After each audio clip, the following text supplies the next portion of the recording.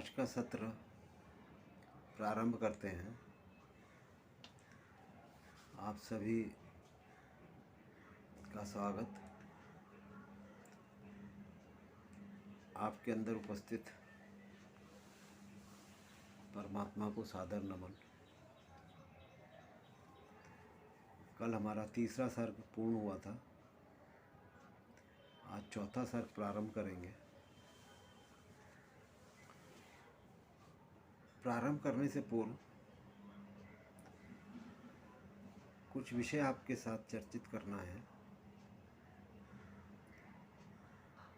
आनंद रामायण। आनंद हमें आए, हम आनंद महसूस कर पाए तो आनंद रामायण के साथ हमारा चलने का लाभ है। रामायण एक ऐसा ग्रंथ है जो हजारों वर्ष पूर्व हुआ, लगभग 5000 वर्ष बताया जाता है,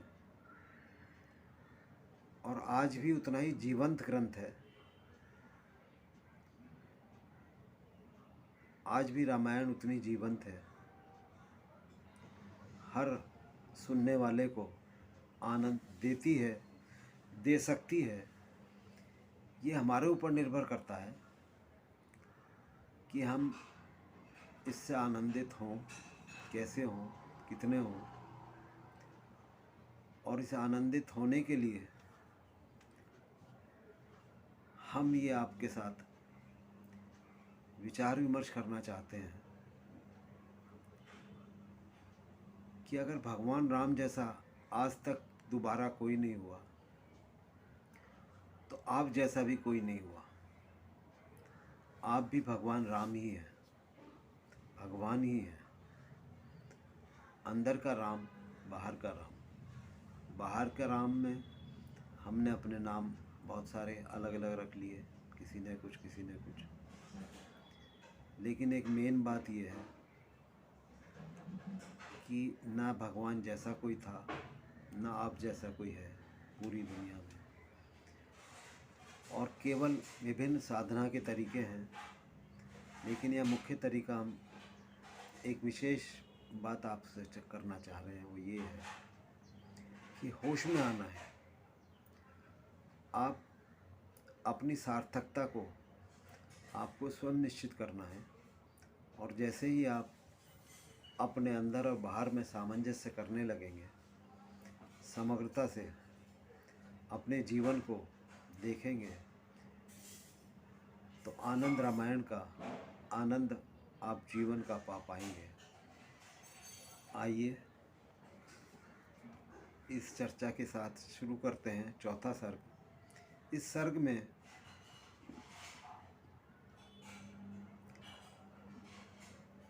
अभी तक तीसरे सर्ग में सीता स्वयंवर और सीता विवाह की चर्चा हुई।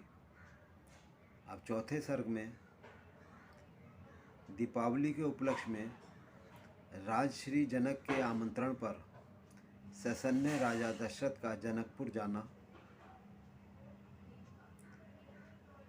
स्वयंवर में अपमानित हुए राजाओं का दशरथ की सेना पर आक्रमण,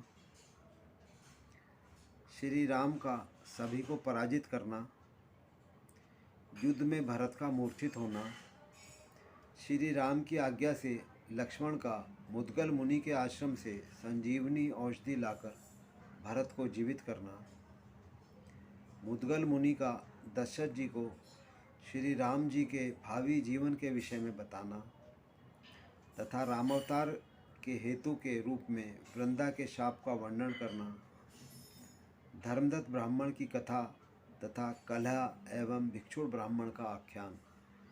ये चर्चाएं हम इस सर्ग में पढ़ने को, सुनने को, चर्चा करने को मिलेंगी। प्रारंभ करते हैं। शिव जी बताते हैं,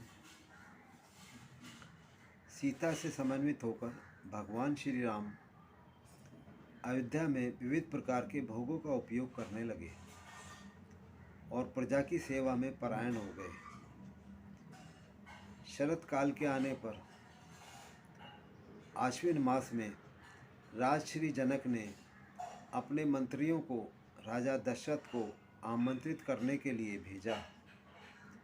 वे शीघ्र ही अयोध्या में जा पहुँचे। आए वे उन मंत्रियों का दशरथ ने आदरपूर्वक प्रचुर सत्कार किया और उनके आगमन का प्रयोजन पूछा।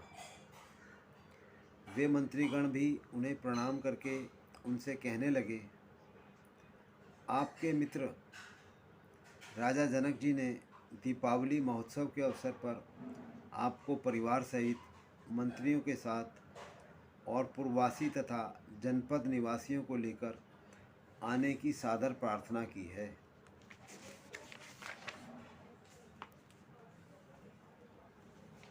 उनके इस प्रकार के वचनों को सुनकर दशरथ जी ने अपने दूतों को आज्ञा दी कि नगर तथा राष्ट्र में यह घोषणा करवा दी जाए कि सभी जनों को मिथिला में जाना है। शुभ मुहूर्त आने पर राजा दशरथ ने हाथी पर सवार होकर हाथियों, घोड़ों, रथों तथा पैदल सेना इस प्रकार अपनी चतुरंगी सेना लेकर पूर्ववासी तथा जनपद निवासी जनों के साथ जनकपुरी की ओर प्रस्थान किया। राजा दशरथ के पीछे पीछे सुंदर अलंकारों से अलंकृत राम, लक्ष्मण, भरत तथा शत्रुघ्न हाथियों पर विराजमान होकर चल रहे थे। वस्त्र तथा आभूषणों से सुसज्जित कौशल्या आदि राजरानियां सभी पुत्रवधुओं को लेकर रत्न, माणिक्य तथा मोती आदि रत्नों से सुसज्जित श्रेष्ठ हथनियों पर बैठी हुई चल रही थी।